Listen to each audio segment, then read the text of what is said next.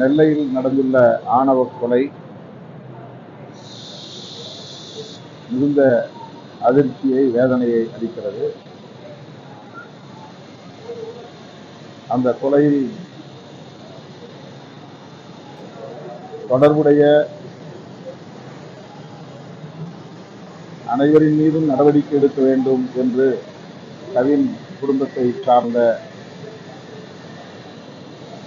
பெற்றோர் உள்ளிட்ட பலரும் கோரிக்கை எழுப்பி வருகின்றனர். இன்னும் அவரது உடலையும் திரும்பப் பெறவில்லை. இந்த நிலையில் படுகொலை செய்த சுஜித் மற்றும் அவருடைய தந்தை, காவல் உதவி ஆய்வாளர் சரவணன் ஆகிய இருவரும் கைது செய்யப்பட்டிருக்கின்றனர். ஆனால் கவினுடைய தந்தை சுஜித்தினுடைய தாயாரையும் கைது செய்ய வேண்டும் என்று வலியுறுத்தி வருகிறார். காவல்துறையில் அவரும் அந்த பெண்மணியும் பணியாற்றுகிறார் என்பது குறிப்பிடத்தக்கது. 3 பேரின் மீதும் முதல் தகவல் அறிக்கை பதிவு செய்யப்பட்டிருக்கிறது.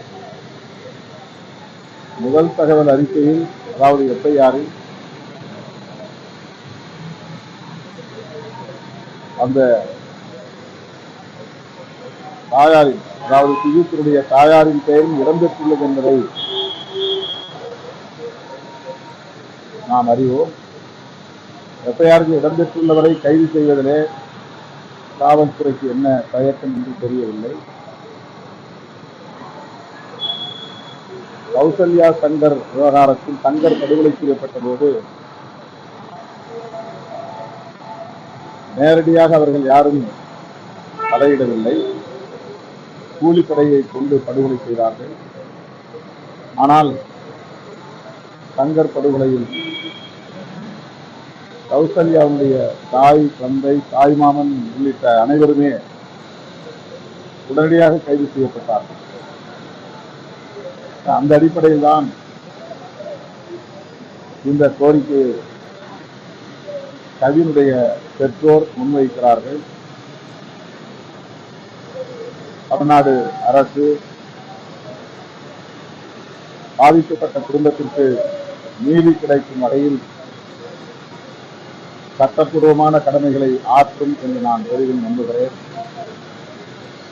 இந்த வழக்கை சிபிசிஐடி விசாரணைக்கு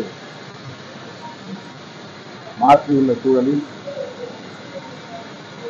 சிபிசிஐடி காவல்துறையினர் நேர்மையாக நடந்து பாதிக்கப்பட்ட கவின் குடும்பத்திற்கு நீதி வழங்க வேண்டும் என்று வலியுறுத்துகிறேன்.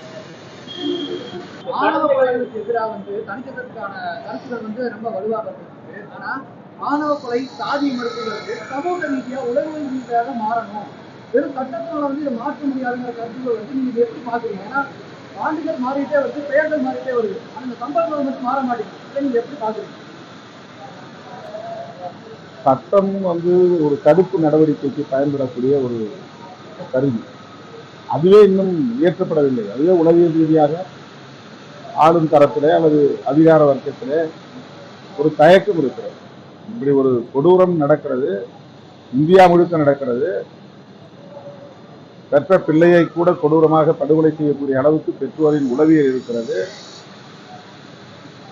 இதை ஒரு தேசிய அவமானமாக கருத வேண்டும். சாதி விட்டு சாதி திருமணம் செய்வதற்காக தாம் பெற்ற பிள்ளையே கொடூரமாக கொலை செய்யக்கூடிய அளவுக்கு பெற்றோரின் உளவியல் இருக்கிறது என்றால் எந்த அளவுக்கு இங்கே சாதி எல்லோரையும் மனநோயாளிகளாக ஆக்கி வைத்திருக்கிறது என்பதை உணர முடிகிறது. இப்படிப்பட்ட ஒரு சூழலிலே இதற்கு சட்டம் இயற்றுவதற்கு என்ன தயக்கம்? சட்டத்தை நடைமுறைப்படுத்துவது அது வேறு. 1989 வன்கொடுமை தடுப்பு சட்டம் வந்தது.